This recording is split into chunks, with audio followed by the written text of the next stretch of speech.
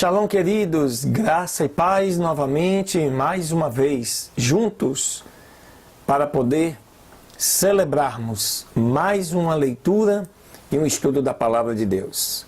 Neste que é o 55º dia de estudos da Palavra. Já se passaram 54 dias. Isso é muito importante, porque sei que a cada dia a Palavra de Deus tem transformado vidas, tem direcionado posicionamentos e tem principalmente influenciado decisões. Esse é o objetivo, que você continue a acompanhar o estudo desta palavra. Se inscreva em nosso canal, marque aí o sininho para você receber as notificações, os avisos, dê um like se você realmente está gostando, faça seu comentário, sugestões, isso é muito importante, porque o estudo da palavra tem que ser algo agradável, tem que ser algo bom, tem que ser algo prazeroso.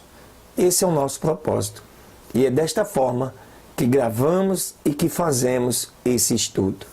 Amém, queridos?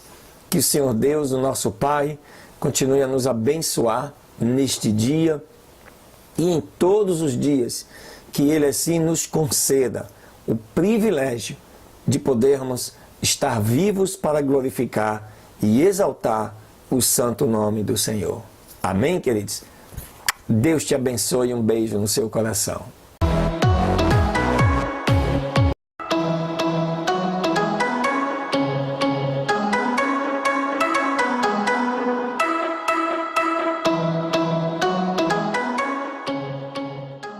Muito bem, vamos então à nossa primeira leitura deste dia 25 de julho, em que vamos prosseguir com o livro de 1 Coríntios, no capítulo 11. Nós paramos ontem no versículo 16 e hoje nós vamos dar continuidade, capítulo este que fala especificamente sobre a ceia do Senhor.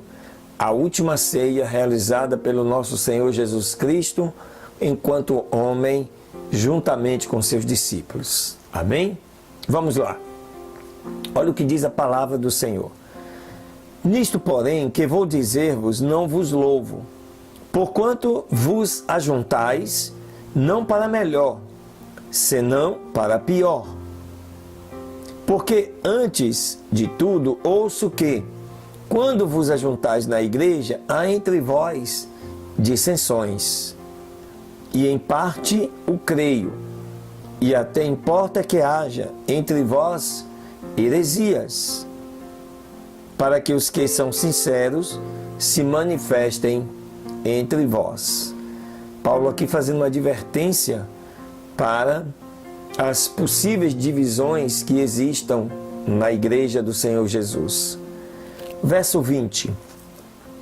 De sorte que, quando vos ajuntais num lugar, não é para comer a ceia do Senhor, porque comendo cada um toma antecipadamente a sua própria ceia. E assim, um tem fome e outro embriaga-se.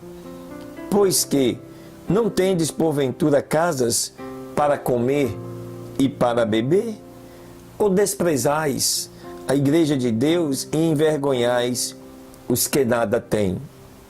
Que vos direi? Louvar-vos-ei? Nisto não vos louvo.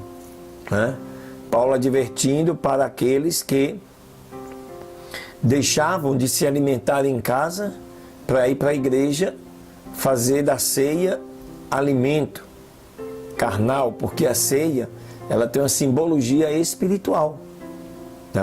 Então Paulo chama a atenção que no dia da Santa Ceia você não deve ir para a igreja para comer. E ele continua no verso 23. Porque eu recebi do Senhor o que também vos ensinei, que o Senhor Jesus, na noite em que foi traído, tomou o pão, e tendo dado graças, o partiu e disse: Tomai, comei, isto é o meu corpo que é partido por vós. fazei isto em memória de mim.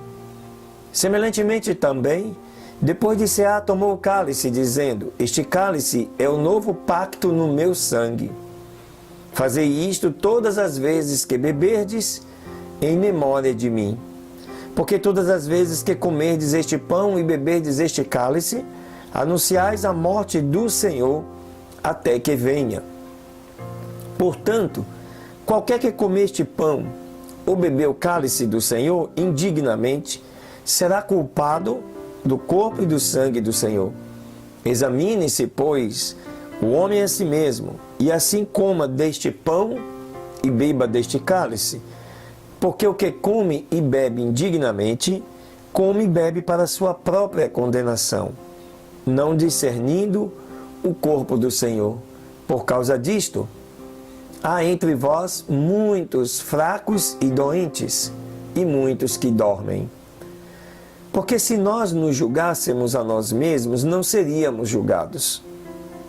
Mas quando somos julgados, somos repreendidos pelo Senhor, para não sermos condenados com o mundo. Portanto, meus irmãos, quando vos ajuntais para comer, esperai uns pelos outros. Mas se algum tiver fome, coma em casa, para que não vos ajunteis para condenação.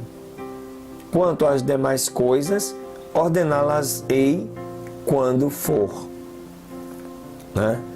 Paulo aqui chama atenção nesse momento algumas questões acerca da Santa Ceia. A primeira, porque ela é em memória do Senhor. Então, o vinho representa o sangue, o pão, a carne. E o Senhor Jesus também adverte aqui que é necessário que façamos um autoexame. O que é isso? É você poder confessar a Deus os seus pecados, pedir perdão, e com isso celebrar a Santa Ceia. Um outro aspecto é que para celebrar a Santa Ceia, você precisa ser batizado nas águas.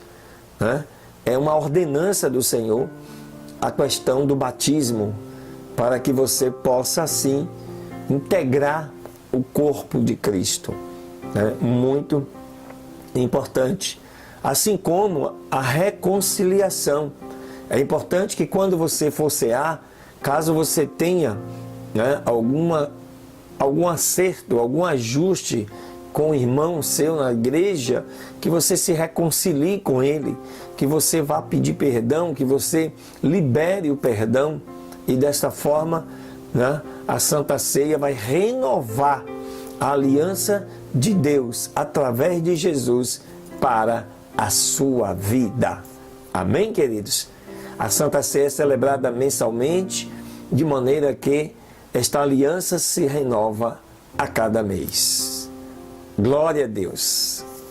Pois bem, queridos, segunda leitura deste 55º dia de estudos, aí da tua Bíblia, no livro de 2 Reis, no capítulo 5, fala sobre a cura do leproso Naamã. Texto muito bonito. Preste atenção. Ele diz assim: e Naamã, general do exército do rei da Síria, era um grande homem diante do seu senhor, e de alta estima, porque, por meio dele, tinha dado o Senhor vitórias à Síria. E era este homem valoroso em extremo, porém era leproso.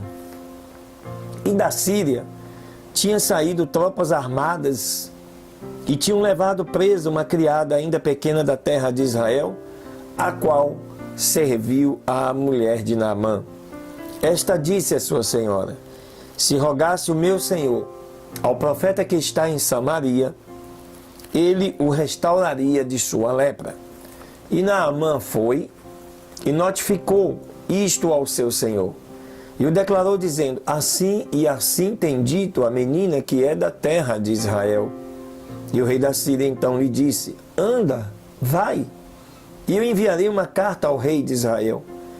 E ele, Naamã, partiu, pois, levando consigo 10 talentos de prata e 6.000 peças de ouro e 10 mudas de vestes.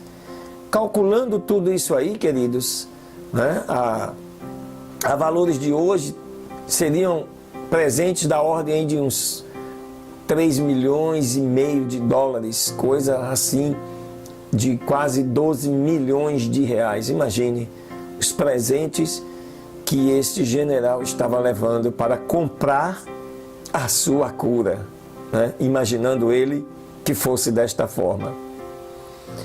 E o texto segue, verso 6. E também levou a carta para o rei de Israel, que dizia assim: logo, quando chegar a ti esta carta, saberás que eu enviei a ti a Naamã, meu servo, para que o cures da sua lepra. E logo que o rei de Israel leu a carta, rasgou as suas vestes e disse: sou eu Deus? Que mate e dê a vida para que este envie a mim, para que eu cure um homem da sua lepra? Considerai isto agora e vede como busca ocasião contra mim. E quando Eliseu, homem de Deus, ouviu que o rei de Israel havia rasgado as suas vestes, mandou que dissessem ao rei: por que rasgaste as tuas vestes? Mandai-o a mim, e saberá que há profeta em Israel. E veio Naamã com seus cavalos, com seu carro, e se pôs à porta da casa de Eliseu. E Eliseu então lhe enviou um mensageiro dizendo: vai, e lava-te 7 vezes no Jordão, e a tua carne te será restaurada, e serás limpo. Naamã se foi, muito indignado, dizendo: eis que eu dizia para mim, sairá ele certamente, e estando em pé, invocará o nome do Senhor seu Deus, e elevará sua mão e tocará o lugar e sarará a lepra. Abana e Farpá, rios de Damasco, não são porventura melhores que todas as águas de Israel? Se me lavar neles, não serei também limpo? E se voltou e se foi indignado. Mas os seus criados se achegaram a ele e lhe falaram, dizendo: meu pai, se o profeta te mandaste alguma grande coisa, não a farias? Quanto mais te dizendo ele: lava-te e ficarás limpo? E então desceu e mergulhou 7 vezes no Jordão, conforme a palavra do varão de Deus, e a sua carne se tornou como a carne de um menino, e ficou limpo. E então voltou ao homem de Deus, ele e toda a sua comitiva, e ficou diante dele e disse: eis que agora conheço que não há Deus em toda a terra, a não ser em Israel.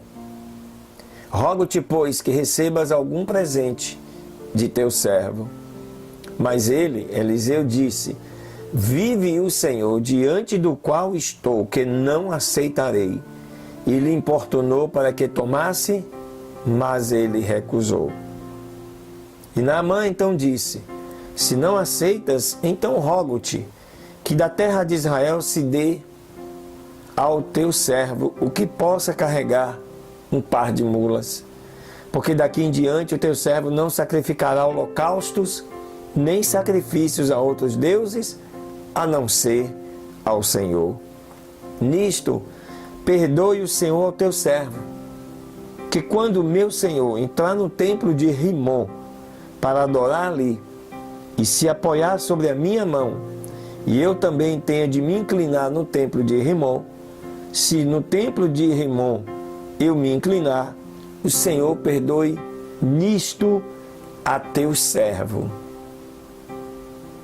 Interessante essa parte desse texto de Naamã, como o coração dele estava inclinado para Deus, chegando ao ponto de dizer: olha, como eu agora sou servo de um rei, e eu tenho que estar com ele, quando ele entrar no templo de Rimom, e eu tenho que estar com ele, e ele se ajoelhar para adorar aquele Deus, e eu vou ter que estar com ele, saiba que eu estou ali embaixo de ordem, mas meu coração agora pertence a Deus. muito interessante, né, esse depoimento de Naamã. Verso 19, e ele, né, Eliseu disse-lhe a Naamã, vá em paz. E se foi, pois dele, e caminhou até a uma certa distância. Então, Geazi, criado de Eliseu, o homem de Deus, disse para si mesmo, eis que o meu senhor tem poupado a este sírio, o Naamã, não tomando da sua mão as coisas que havia trazido. Mas vive o Senhor, que correrei eu atrás dele e receberei dele alguma coisa. E seguiu Geazi a Naamã, e quando Naamã o viu que vinha correndo atrás dele, desceu do carro para lhe receber e disse, vai tudo bem? E disse ele, tudo vai bem. O meu Senhor me envia a dizer, eis que vieram para mim agora mesmo da montanha de Efraim, 2 jovens dos filhos dos profetas. Rogo-te que eles deem 1 talento de prata e 2 mudas de roupas. E Naamã disse, rogo-te que tome 2 talentos.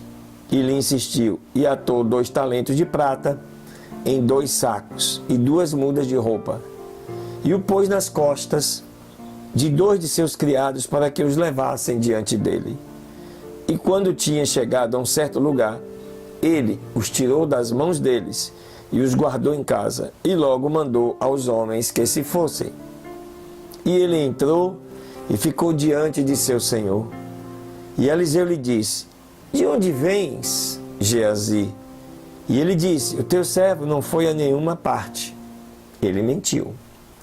Então lhe disse, não foi também contigo o meu coração, quando o homem voltou de seu carro a te receber? É tempo de tomar prata e de tomar vestes, olivais, vinhas, ovelhas, bois, servos e servas. Por isso, a lepra de Naamã se pegará a ti e à tua descendência para sempre.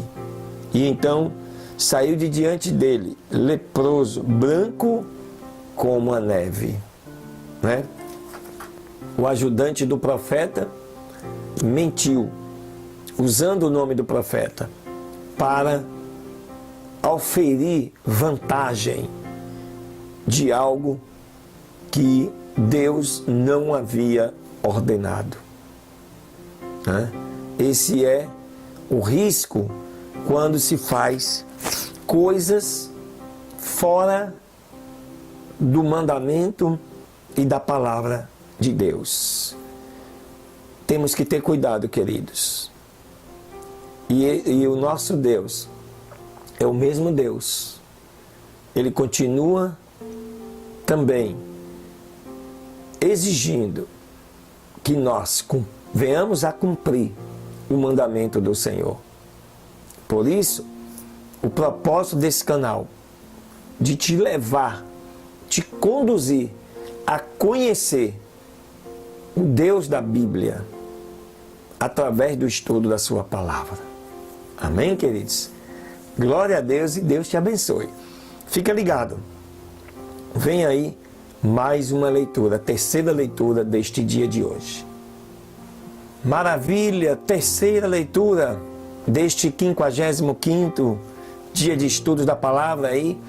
Né? Nós vamos estudar um capítulo só, porque o livro de Obadias é um livro de um só capítulo e ele vai estar contemplado neste dia. Vai falar da queda de Edom e de outros juízos de Deus revelados pelo profeta Obadias. Visão de Obadias, que assim diz o Senhor Deus quanto a Edom.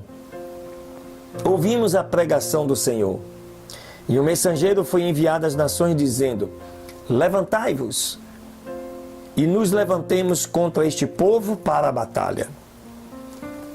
Eis que pequeno te tenho feito entre as nações, és desprezado em grande maneira.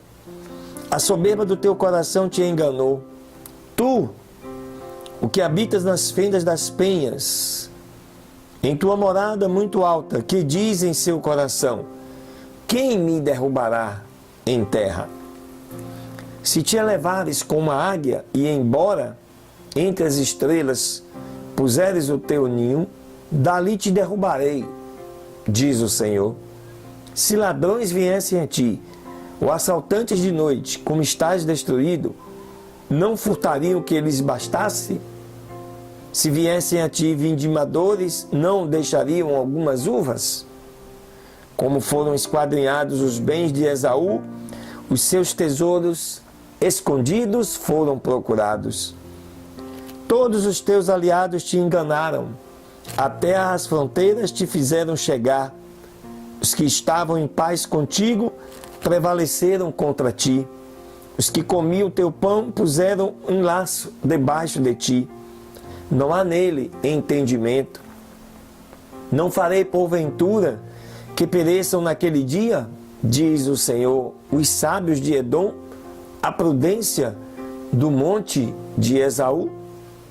E os teus valentes, ó Temã, serão amedrontados, a fim de que todo homem seja cortado do monte de Esaú pela matança. Pela violência feita a teu irmão Jacó, cobrir-te-á a vergonha, e serás cortado para sempre.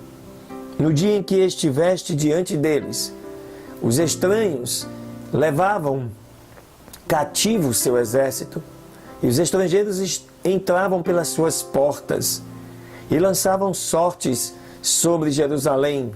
Tu também procedestes como um deles. Pois não devias tu ter olhado com prazer no dia de teu irmão? No dia do seu infortúnio? Não devias ter te alegrado dos filhos de Judá no dia em que se perderam? Nem devias de ter te gabado no dia da angústia? Não devias ter entrado pela porta do meu povo no dia da sua calamidade? Não devias ter olhado, satisfeito o seu mal no dia da sua calamidade, nem ter lançado mão dos seus bens no dia da sua calamidade? Tampouco devias ter parado nas encruzilhadas para matar aos que deles escapassem, nem devias ter entregue os que lhes restavam no dia da angústia, porque próximo está o dia do Senhor sobre todas as nações. Como tu fizeste, se fará contigo, a tua recompensa voltará sobre a tua própria cabeça. Portanto, da mesma maneira que vós bebestes em meu santo monte, assim beberão continuamente todas as nações, beberão e engolirão, e serão como se nunca tivessem sido. Mas no monte Sião haverá um remanescente que se salve, e ele será santo, e a casa de Jacó recuperará as suas herdades. A casa de Jacó será fogo, e a casa de José será uma chama, e a casa de Esaú palha, e os queimarão e os consumirão. Nem mesmo restante algum ficará da casa de Esaú, porque o Senhor tem dito: e os do sul possuirão o monte de Esaú, e os das planícies os filisteus. Possuirão também os campos de Efraim, e os campos de Samaria, e Benjamim, e Gileade. E deste exército os cativos dos filhos de Israel possuirão os cananeus até a Zerefate, e os cativos de Jerusalém, que estão em Sefarade, possuirão as cidades do sul. E ao monte Sião subirão salvadores para julgarem o monte de Esaú, e o reino será do Senhor. Aleluias! O livro de Obadias, ele fala exatamente da promessa de Deus para aqueles que foram escolhidos desde a antiguidade. né? A palavra do Senhor diz que Deus amou a Jacó e aborreceu a Esaú. Assim como o Senhor, né, escolheu a Isaque e não a Ismael, o filho da escrava. Queridos, Deus tem um compromisso com os seus escolhidos. E você é um escolhido de Deus. Pense nisso. Estude a palavra de Deus. Aprenda do Senhor, porque Ele tem para nos ensinar, para nos capacitar. Ele quer nos abençoar. Só depende de nós obedecermos a sua palavra e fazermos a sua vontade. Amém? Deus te abençoe, te proteja, te dê um dia abençoado e faça maravilhas na sua vida, hoje e sempre, em nome de Jesus. Amém. Aleluias. Glória a Deus.